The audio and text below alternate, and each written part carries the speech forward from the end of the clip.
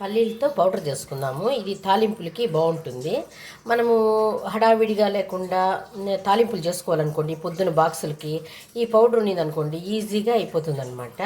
ఒక 5 మినిట్స్లోనే మనం తాలింపు చేసుకునేసేయచ్చు. చూడండి, ఇట్లా బాగా దూరగా వేయించుకోవాలన్నమాట.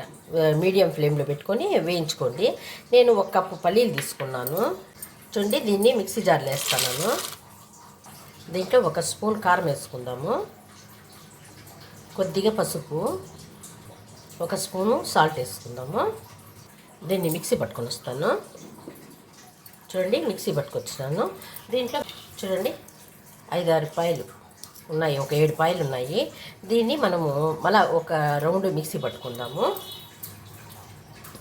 చూడండి, మిక్సీ పట్టుకొచ్చినాను.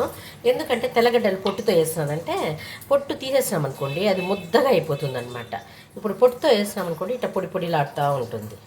దీన్ని ఒక బౌల్లో తీసుకొని పెట్టుకోవచ్చు అనమాట. ఇప్పుడు ఒక బాక్స్లో వేసి ఫ్రిడ్జ్లో పెట్టేసినాం అనుకోండి, ఇది 1 వీక్ వరకు మనకు తాలింపులకి ఈజీగా వాడుకోవచ్చు. చూడండి, ఒక బౌల్లోకి వేసుకునేద్దాము. తాలింపులు పల్లీ పౌడర్ రెడీ అయిపోయింది. ఇది ఉన్నట్టయితే ఈజీగా వంట చేసుకోవచ్చు మనము.